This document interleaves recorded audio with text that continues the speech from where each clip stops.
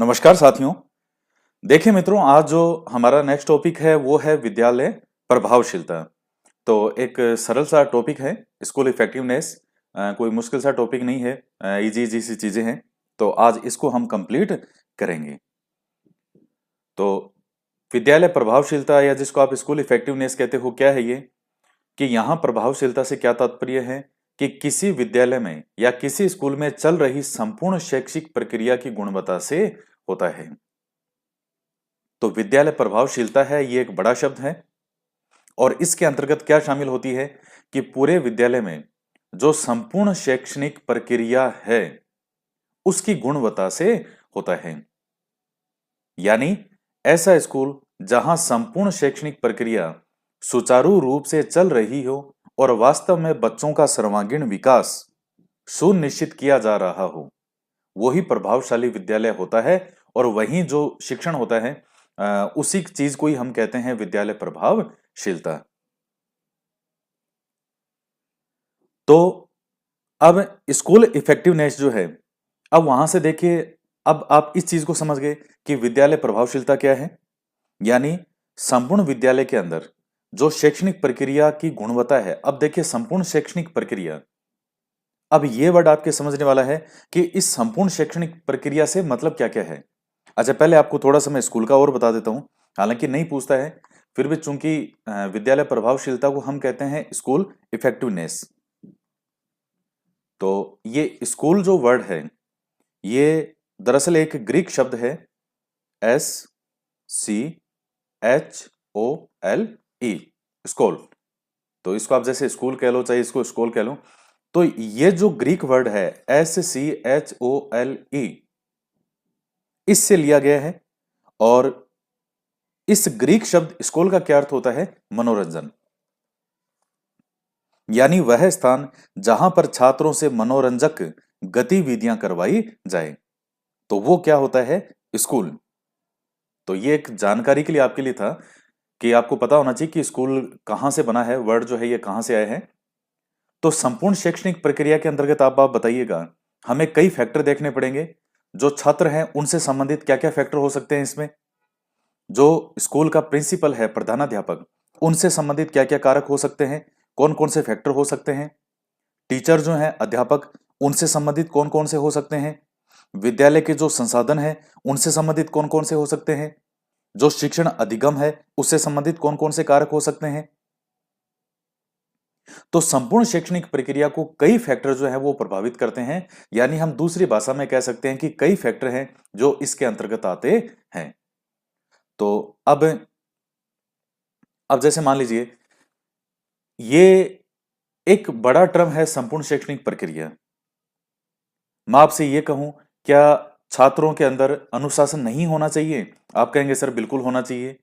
मैं कहता हूं कि जो एक शिक्षक क्लास में आता है पढ़ाने के लिए, क्या उसे पहले से पूरी, क्या उसको पढ़ाना है, कैसे किस तरह से पढ़ाना है, क्या उसकी पूरी तैयारी करके उसको नहीं आना चाहिए? आप कहोगे बिल्कुल आना चाहिए। शिक्षक का व्यवहार, जो जो व्यवहार है छात्रों के प्रति, वो क्या अच्छा नहीं होना चाहिए? आप कहोगे बिल्कुल होना चाहिए। उस स्कूल के जो प्रधानाचार्य हैं, क्या प्रधानाचार्य का अपने स्टाफ के प्रति एक अच्छा व्यवहार होना चाहिए? आप कहेंगे बिल्कुल होना चाहिए। प्रधानाचार्य में क्या नेतृत्व करने की क्षमता होनी चाहिए? कहोगे साहब बिल्कुल होनी चाहिए। प्रधानाचार्य को भी स्वयं भी एक अनुशासित जीवन जीने वाला होना चाहिए? क्या बिल्कुल होना चाहिए। विद्यालय में आने वाली समस्याओं को और शिक्षकों के मध्य कोई अगर समस्या आती है, कोई वाद विवाद होता है, तो क्या उसको सुलझाने का कार्य प्रधानाचार्य को करना चाहिए कि नहीं करना चाहिए? आप कहोगे सर बिल्कुल करना चाहिए। क्या विद्यालय के जो अध्यापक हैं उनमें मेलजोल बढ़ा रहे, क्या इसके लिए प्रयास करना चाहिए प्रधानाचार्य को? आप कहोगे बिल्कुल करना चाहिए।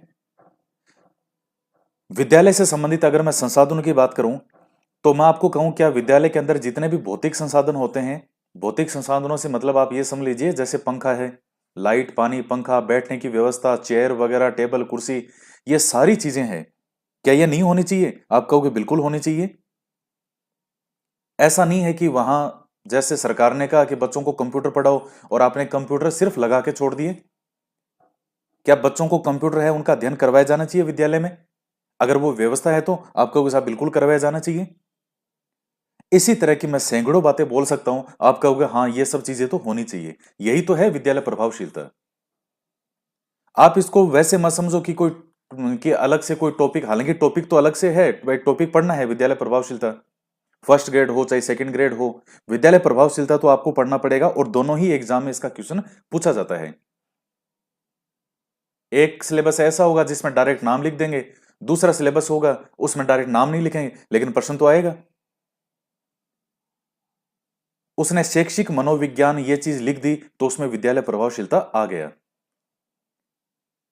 तो यानी मैं आपको समझाना ये चाह रहा हूं कि आप अपनी सूझबूझ से भी इसका कोई भी क्वेश्चन आता है उसको सही कर सकते हो। यानी विद्यालय प्रभावशीलता से मतलब हो गया उस विद्यालय के अंदर जो भी गतिविधियां चल रही है, ये विद्यालय है, इस विद्यालय के अंदर जो भी ये जैसे कमरे हैं, अलग अलग रूम बने हुए हैं सारे, ये मैदान है खेल का। अब मैं आपसे ये कहूं, क्या जो विद्यालय के अंदर खेल का मैदान बहुत अच्छी तरीके से नहीं बना होना चाहिए? आपको बिल्कुल बना होना चाहिए। उसमें बच्चों के खेलने के लिए जो साधन होते हैं, खेलने के लिए जो सामान होता है स्पोर्ट्स का, क्या वो नहीं होना चाहिए बच्चों के पास? आप कहोगे सर बिल्कुल होना चाहिए। तो यही तो है विद्यालय प्रभावशीलता, एक संपूर्ण शैक्षणिक प्रक्रिया की गुणवत्ता, जिसमें पूरे विद्यालय में संपूर्ण जो भी बच्चों का सर्वांगीण विकास सुनिश्चित करे। सर्वांगीण विकास के अंदर अच्छी पढ़ाई आ जाती है, अच्छी सुविधाएं आती है, भौतिक संसाधन आते हैं, टीचर का आपसी व्यवहार आता है, प्रधानाचार्य का द्वारा जिस तरह से वो डिसिप्लिन बना के रखता है वो आता है। तो कितने फैक्टर इसमें आते हैं। तो विद्यालय प्रभावशीलता क्या है? तो सीधा से याद रखना कि बच्चे का सर्वांगीण विकास सुनिश्चित किया जाए, यह व्यवस्था है, यानी संपूर्ण शैक्षणिक प्रक्रिया की गुणवत्ता। तो यही क्या होती है? विद्यालय प्रभावशीलता। नेक्स्ट आता है विद्यालय प्रभावशीलता के विभिन्न कारक कौन कौन से होते हैं। तो अब चूंकि विद्यालय प्रभावशीलता में मैंने आपको बता दिया ये स्कूल की बाउंड्री है, अब इसमें सब कोई आएगा। प्रधानाध्यापक आएगा, बच्चे आएंगे, भौतिक संसाधन, जो सुख सुविधाएं वगैरह, जैसे विद्यालय के अंदर जो अधिगम के लिए जो आवश्यक सुविधाएं होती हैं वो होनी चाहिए, अब बिल्कुल होनी चाहिए, तो वो सब चीजें इसमें आएगी। तो सबसे पहला है विद्यार्थियों से संबंधित कारक क्या है? छात्रों की कक्षा और आयु के अनुसार उनका शैक्षणिक स्तर, ये यानी विद्यार्थियों की जो आयु है और कौन सी उनकी कक्षा है उसके अनुसार उनका शैक्षणिक स्तर होना चाहिए। तो ऐसा नहीं है कि एक बच्चा 7 साल का बच्चा है और माता पिता ने जबरदस्ती उसको एडमिशन है वो फोर्थ जो क्लास है उसमें करा दिया, फोर्थ कक्षा में, चाहे वो कितना इंटेलिजेंट हो। कई जैसे देखते हैं कि बच्चा थोड़ा पढ़ने में ठीक है, डायरेक्ट उसको क्लास जंप करवा देते हैं, जैसे वो फर्स्ट क्लास में है, सेकंड में है, उसको डायरेक्ट फोर्थ में ले गए, या डायरेक्ट उसको कौन सी क्लास में ले गए? फिफ्थ क्लास में।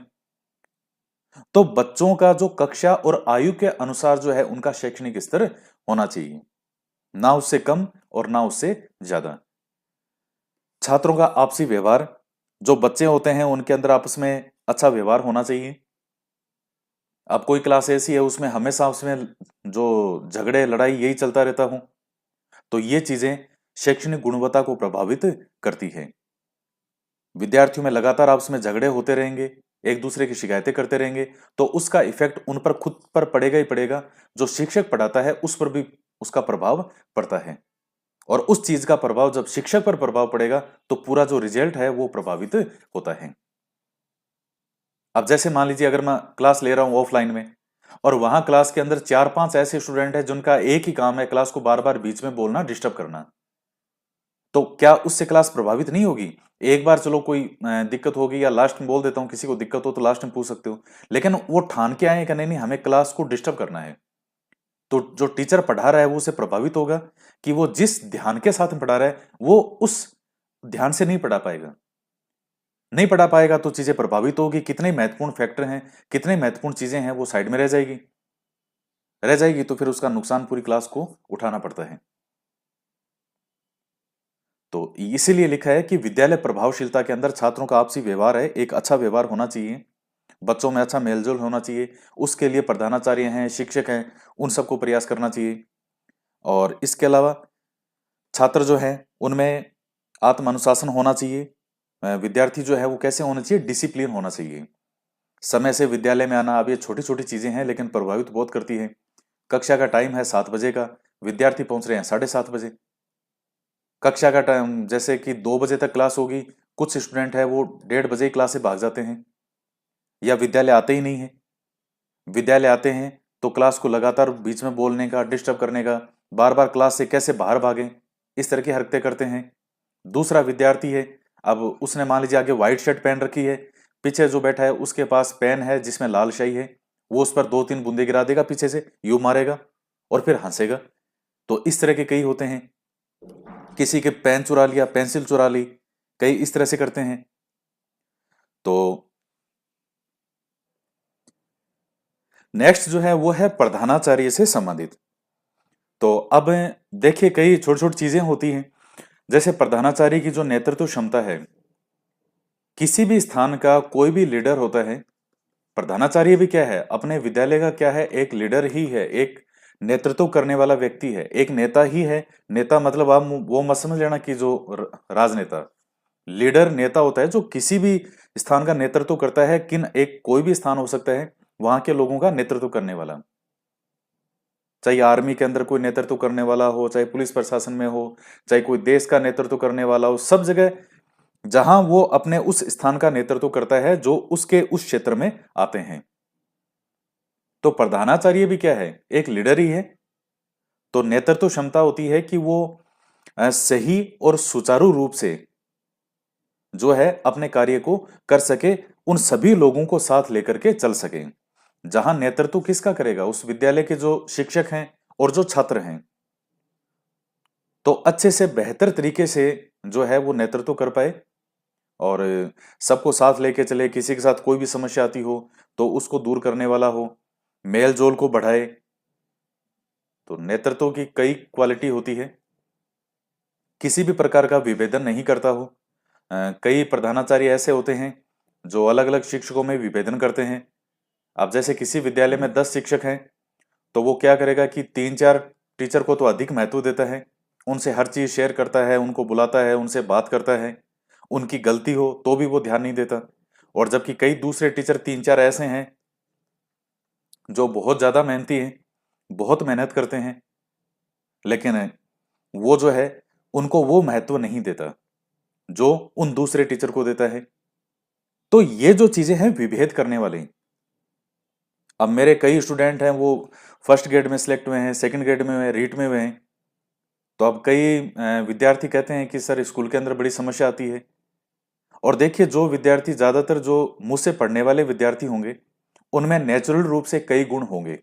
एक तो उनमें चापलूसी कभी नहीं होगी कि वो मर्जी उसी की चापलूसी करने लग जाएं, बस उनको तो अपना काम से मतलब हो। ऐसा मेरे से जो पढ़ने वाला विद्यार्थी और मेरे में जो आस्था से पढ़ता है और मेरे से जिसके गुण मिलते होंगे, गुण मिलेंगे तभी वो विद्यार्थी ईमानदारी से मेरी बात मानेगा।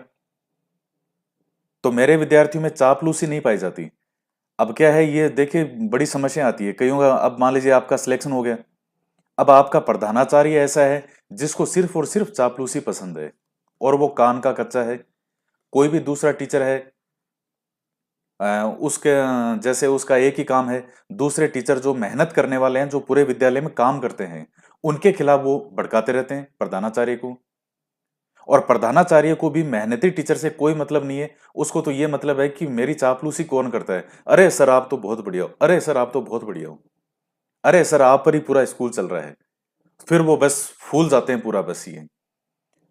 तो अब मेरे ये समस्या मेरे विद्यार्थियों के साथ बहुत आती है, क्योंकि जो मेरे से पढ़ करके जो विद्यार्थी सिलेक्ट हो रहे हैं उसमें ये चापलूसी करना और ये फालतू की जो हरकतें हैं ये मेरे विद्यार्थी कभी नहीं करते। वो बहुत सिंसियर और बहुत मेहनत करते हैं अपने विद्यालय में। तो लेकिन अब उनको कईयों को प्रधानाचार्य ऐसे मिले हुए हैं जिनको सिर्फ चापलूसी वाली हरकतें करनी, उनको सिर्फ चापलूसी पसंद है। तो फिर वो आती है समस्याएं फिर। तो किसी भी प्रकार का विभेदन करने वाला नहीं होना चाहिए जो प्रधानाचार्य हैं। इसके बाद में अध्यापकों के योगदान को महत्वपूर्ण मानता हो। तो अध्यापक जो होता है उनको वो महत्व दे। ऐसा नहीं है कि हर चीज का वो हमेशा जो है वो यही कह के बस जो कर रहा हूं मैं ही कर रहा हूं पूरे विद्यालय में। टीचर मेहनत कर रहे हैं अपने बच्चों पर, जो विद्यालय में छात्र छात्राएं हैं उन बालकों पे मेहनत कर रहे हैं, अच्छा रिजल्ट आ रहा है, परिणाम आ रहा है, तो भी प्रधानाचार्य को उस चीज से कोई मतलब नहीं है। बस वो यही कहता है कि मैंने पूरी मेहनत की थी इसलिए हुआ है। नहीं, एक अच्छा प्रधानाचार्य होता है वो हमेशा अपने अध्यापकों को अप्रिशिएट करता है कि वेरी गुड, बहुत अच्छा कर रहे हो, उनको मोटिवेशन करता है, उनको मोटिवेट करता है, उनको सराहता है कि हाँ नहीं, आपका योगदान बहुत बड़ा है और आपके योगदान से ही सब कुछ अच्छा जो भी हो रहा है हमारे विद्यालय में वो चीजें संभव हो पाई हैं। तो ऐसे अच्छे प्रधानाचार्य हैं वो बहुत कम लोगों को नसीब होते हैं। ज्यादातर देखिए जो स्थितियां, चूंकि ये विद्यालयों की स्थितियां मुझे पता है क्या है, तो क्योंकि प्रधानाचार्य जिसके पास पावर होगी, तो पावर जब व्यक्ति के पास में होती है तो फिर उसका वो सकारात्मक प्रयोग कम करता है, नकारात्मक प्रयोग ज्यादा करता है। तो कई बार समस्या आती है ये, अपने स्टाफ की कमियां और गुणों को जानता है। तो जैसा कि मैंने आपको बताया कि उसको अपने स्टाफ के बारे में भी पता होना चाहिए कि मेरे स्टाफ में क्या क्या विशेषताएं हैं। कोई टीचर है, किसी टीचर की क्या विशेषता है और क्या उसमें कमियां हैं, तो उस चीजों को ध्यान में रखते हुए वो नेतृत्व करें। कमियां हैं तो उनको दूर करने का प्रयास करें। वो हर चीज का जानते हो। अब जैसे मान लीजिए किसी टीचर, एक अच्छा प्रधानाचार्य जो होता है, अब किसी टीचर की आदत है चापलूसी करने की, इधर से उधर बातें करने की, तो प्रधानाचार्य को ये चीज पता है कि हाँ इसकी ये आदत है, तो उसको वो ध्यान में रखना चाहिए कि हाँ ये इसकी आदत है, इसकी बात पे मुझे ज्यादा ध्यान नहीं देना है। किसी टीचर के गुण क्या, कोई बहुत ज्यादा हार्ड वर्कर है, बहुत ज्यादा मेहनती है, और देखिए जो व्यक्ति बहुत ज्यादा मेहनती होगा उससे लाग लपेट वाली बातें नहीं होती, फालतू की चापलूसी नहीं होती, वो ना इधर की उधर करते हैं, वो सिर्फ अपने काम से काम रखते हैं और मेहनत करते हैं। तो अच्छा प्रधानाचार्य जो होता है उसको पता है कि मेरे टीचर, ये वाला टीचर मेरा बहुत मेहनती है, बहुत ओबीडियंट है, बहुत ज्यादा मेहनत करता है, तो उसको पता होना चाहिए कि मुझे इस टीचर से कैसे काम करवाना है, मुझे इसका विशेष तौर से ध्यान रखना है, क्योंकि मेरे जो मेहनती लोग हैं वो ही इस विद्यालय को बहुत आगे लेकर के जाएंगे, तो मुझे इन लोगों पर ज्यादा विशेष ध्यान देना है। तो ये उसको पता होना चाहिए। अब ऐसा नहीं है कि वो सबके सामने बोलेगा नहीं नहीं यही सबसे बढ़िया है बाकी तुम सब बेकार हो, ऐसा नहीं है। यहां विभेद शब्द को समझिएगा, इस तरह का विभेद नहीं दिखना चाहिए। लेकिन जो टीचर है उसको तो, जो प्रधानाचार्य को तो पता है कि मेरा कौन टीचर मेहनती है, किसमें क्या कमियां हैं, किसमें क्या गुण है, तो ये चीजें पता होना चाहिए एक प्रधानाचार्य को। फिर आता है अध्यापक से संबंधित। तो छात्रों के लिए अच्छा या मॉडल व्यवहार प्रस्तुत करता है, यानी एक आदर्श व्यवहार जो है वो छात्रों के सामने होना चाहिए। जैसे हम भी कई जो हमारे जीवन में शिक्षक रहे हैं, जब हम विद्यार्थी थे, विद्यालय में पढ़ते थे, तब भी कई शिक्षक थे, और उसके बाद जब हमने आरएस के लिए और आईएएस के लिए जब मैंने कोचिंग की, तो वहां मुझे कई ऐसे शिक्षक मिले जिनको मैं आज भी याद करता हूं कि हाँ वास्तव में क्या शिक्षक थे वो। कई टीचर, जैसे मान लीजिए मैं, हम बच्चे थे 9th 10th में पढ़ते थे, तब मुझे याद है हमारे एक पीटीआई सर थे, इतना शानदार नेतृत्व करने वाले टीचर, और जितने हार्ड वो दिखते थे बाहर से उतने हार्ड नहीं थे, बहुत ही सॉफ्ट मन था उनका, हर विद्यार्थी की सहायता के लिए तैयार रहते थे, लेकिन डिसिप्लिन में पूरे पक्के थे वो। तो कई टीचर आज भी हैं जो अपने छात्रों के लिए अच्छा या मॉडल व्यवहार प्रस्तुत करते हों। तो ये करना चाहिए कि आपके विद्यार्थी आपका उदाहरण दें कि हमारे ये सर देखिए कितने शानदार हैं। वो सर आपसे बच्चे पढ़ के जब बाहर निकलेंगे, देखिए ये सच है कि विद्यालय जीवन में जो भी हमारे अच्छे शिक्षक रहे हों उनको हम कभी भूल ही नहीं सकते। चाहे आप उनका नाम भूल जाओ, उनका चेहरा आप कभी नहीं भूलोगे, चाहे सर हो चाहे मैडम हो, आप उनका चेहरा कभी नहीं भूलोगे, अरे वो हमारे सर ऐसे थे, वो हमारी मैडम ऐसे थी। तो उनके सामने आपको एक ऐसा व्यवहार प्रस्तुत करना चाहिए, एक आदर्श वो व्यवहार प्रस्तुत करना चाहिए, एक मॉडल के रूप में। मॉडल मतलब एक तरह से बच्चे जिसको अपना आदर्श मानते हो, आदर्श उसी को मानेंगे जिसके अंदर कई गुण होंगे।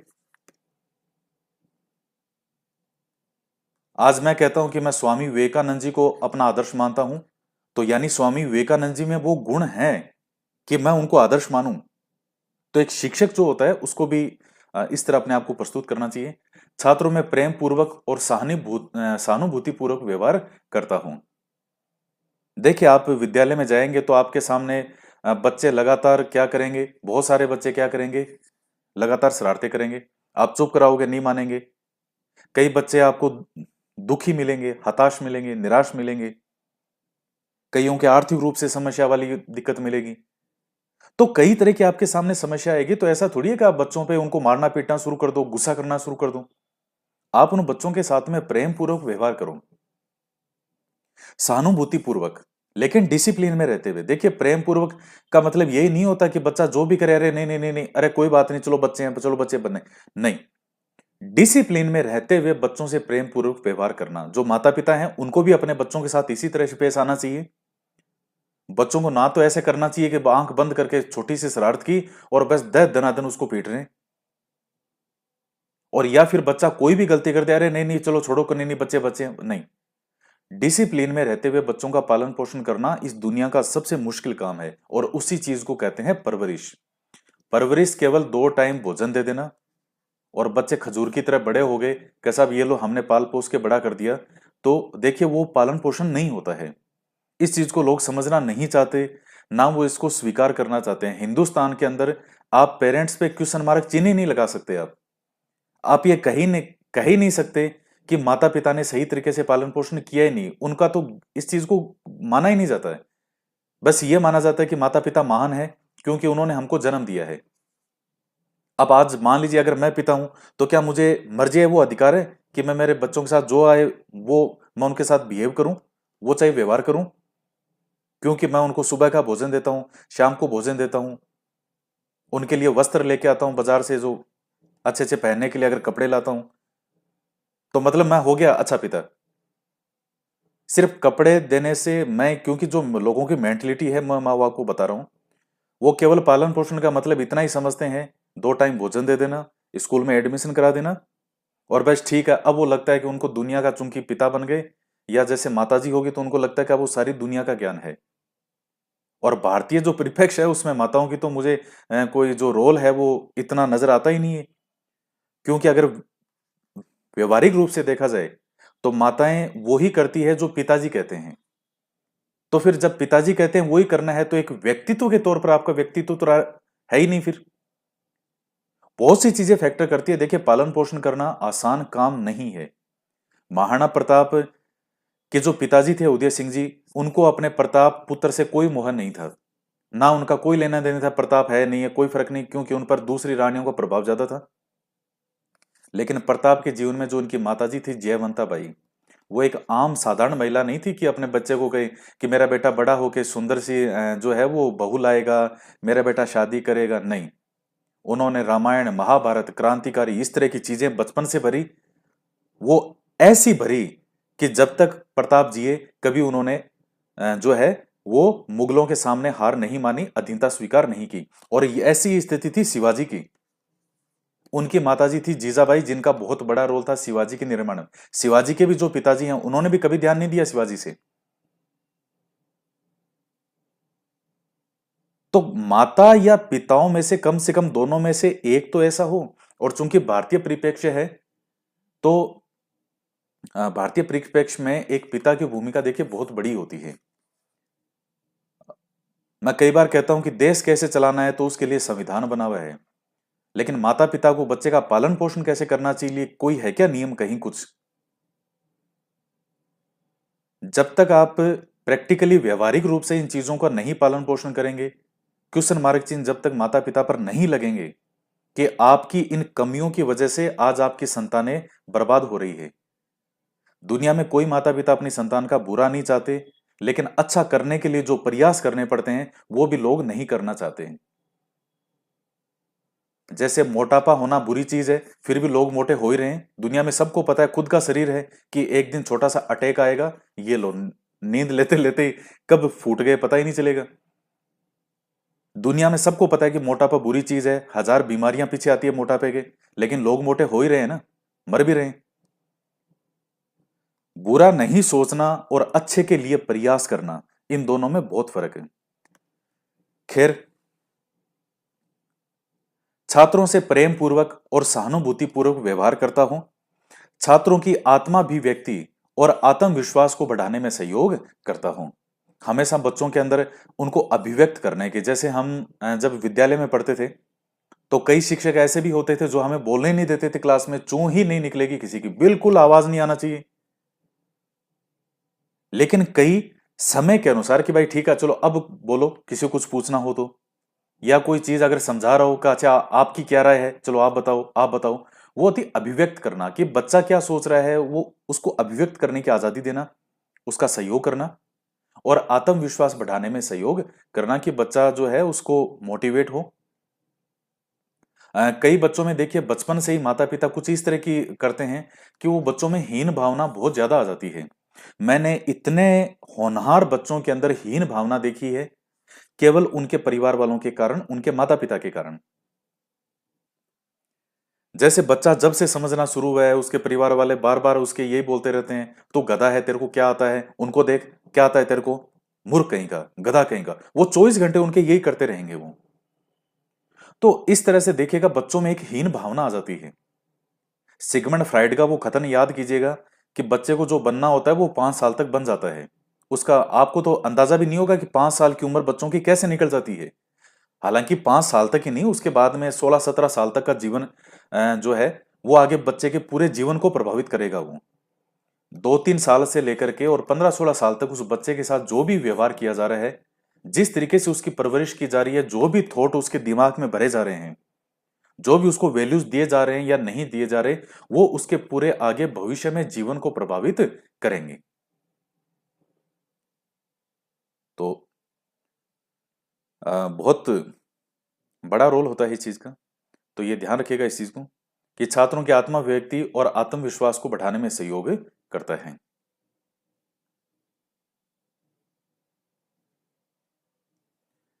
उसके बाद में है विद्यालय की। अच्छा, अब मैं ये चीजें समझा रहा हूं तो आप वैसे मत समझ लेना कि माता पिता की बुराई कर रहा हूं, या कई बच्चे थोड़े भावुक होते हैं आप में से।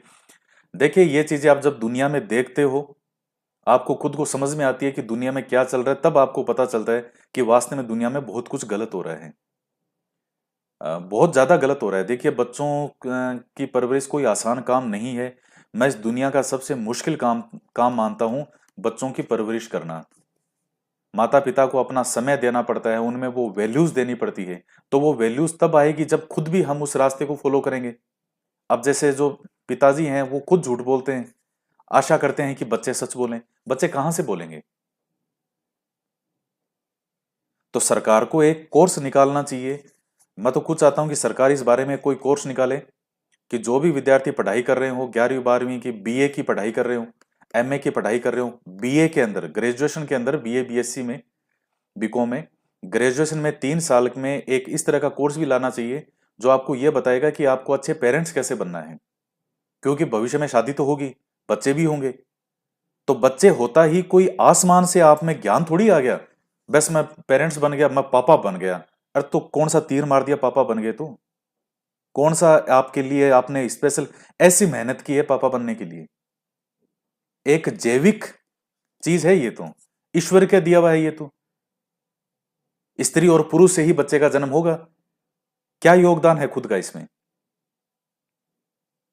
जो एक सिस्टम है जो बनाया है ईश्वर ने, उसी से होगा। योगदान माता पिता का है बच्चे के जन्म लेने के बाद। वहां से शुरू होती है माता पिता की भूमिका, शिक्षक की भूमिका। एक शिक्षक की बहुत बड़ी भूमिका होती है अपने बच्चों में। मेरे आज भी कई शिक्षक ऐसे हैं जिनको मैं आज भी याद करता हूं। और मेरे जीवन में ऐसे मोड़ भी, मतलब कैसे कैसे खतरनाक मोड़ आए हैं मेरे जीवन में। चाहे मैं विद्यालय में पढ़ता था, कॉलेज में, आज मैं यहां तक हूं। कई शिक्षक आज भी मेरे ऐसे हैं जो मुझे उस समय भी मुझे एज इट इज याद है कि इनकी उस एक लाइन ने, वो 2 मिनट उन्होंने जो मुझे समझाया, उससे मेरे जीवन में कितना बड़ा प्रभाव पड़ा। तो आप मान के चलिएगा कि आपका बहुत बड़ा प्रभाव पड़ता है। आप अपने जो विद्यार्थियों से बात करते हैं विद्यालय की संरचना से संबंधित, तो देखिए इसमें मुख्य रूप से विद्यालय में जितने भी भौतिक सुविधाएं हैं, लाइट, पंखा वगैरह, बिजली, पानी, ये सारी चीजें जो आती है, साधन संसाधन, ये सब चीजें इसके अंतर्गत आती हैं। तो ये आप ध्यान में रखिएगा। और भौतिक सुविधा के अंदर जैसे मान लीजिए ये जो आपके वो होता है, प्योन होता है, चतुर्थ श्रेणी कर्मचारी, वो भी विद्यालय में होता है कि वो कुर्सी टेबल वगैरह उनकी सफाई करे, झाड़ू वगैरह करे पूरे, वो सब इन सुविधाओं के अंतर्गत आते हैं शिक्षण अधिगम प्रक्रिया से संबंधित। तो शिक्षण अधिगम में विद्यार्थियों का सक्रिय सहयोग होता है। और शिक्षण अधिगम के अंदर कौन कौन सी प्रक्रिया हो सकती है? सकारात्मक वातावरण, अधिगम की उपलब्धता, समयानुसार मूल्यांकन और छात्रों के रिकॉर्ड की उपलब्धता। तो ये शिक्षण अधिगम और मूल्यांकन से संबंधित कारक हैं। तो जो ये किस प्रकार से शिक्षण अधिगम करवाए जा रहे हैं, मैंने आपको पहले मैं टॉपिक पढ़ा चुका हूं, टीचिंग लर्निंग प्रोसेस।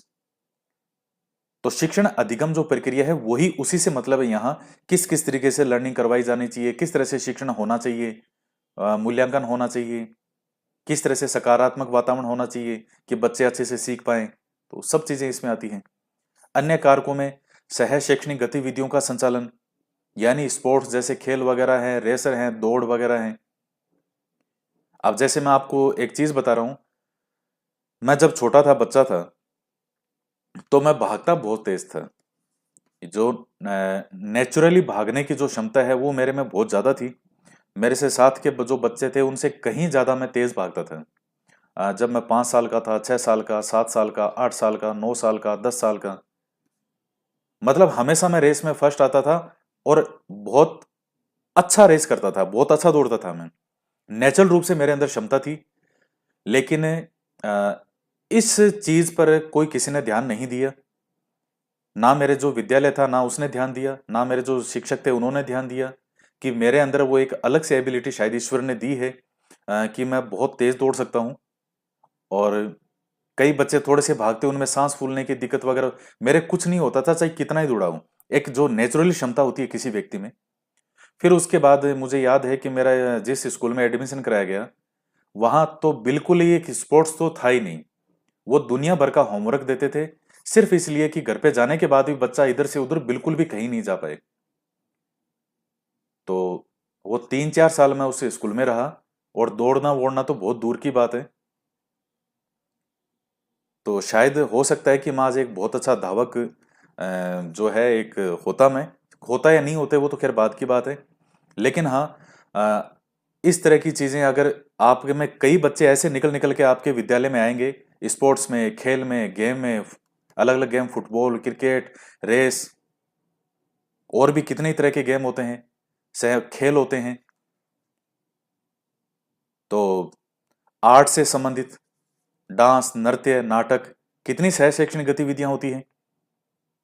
तो वहीं से तो बच्चों के अंदर नेचुरल प्रतिभा क्या है वो वहीं तो निकल के आएगी, वो फिर उसको निखारा जाता है। इसके बाद है शिक्षण अधिगम सामग्री का उपयोग। तो ये तो नेचुरल सी चीज है, जो भी शिक्षण सहायक सामग्री हो सकती है सिखाने के लिए, उन सब का प्रयोग करना चाहिए। बेहतरीन प्रयोग, जितना बेहतर से बेहतर हो सकता है। अब जैसे मान लीजिए अगर मुझे बच्चों को ज्योग्राफी पढ़ानी है, ऑफलाइन पढ़ा रहा हूं, तो ग्लोब अगर मेरे पास में होगा तो मैं उनको और बहुत अच्छे से ज्योग्राफी समझा सकता हूं। तो ये भी ग्लोब भी क्या है, ये शिक्षण अधिगम सामग्री ही है।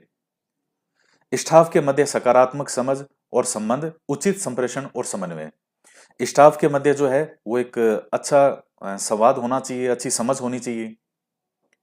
लेकिन ज्यादातर यही होता है कि स्टाफ के अंदर एक दूसरे के पांव ही खींचने में लगे रहते हैं, और उससे फिर देखिए जो शिक्षा की गुणवत्ता है वो प्रभावित होती है। एक दूसरे को नीचा दिखाने में, इसका काम कैसे खराब करूं, क्योंकि ये चीजें विद्यालयों में मैंने देखी, आपको भी दिख जाएगी। अगर आपको लगता है कि नहीं विद्यालय में मेरी नौकरी लग जाएगी और मैं विद्यालय में जाने के बाद बस फिर तो मौज ही मौज है, सब साथ वाले मिलेंगे जो भी टीचर हैं, और बस आराम से सारे दिन आराम से बातें करेंगे, कक्षाएं लेंगे। आपको पता पड़ा सिलेक्शन होने के बाद रोज नई समस्या आपके विद्यालय में आ रही है।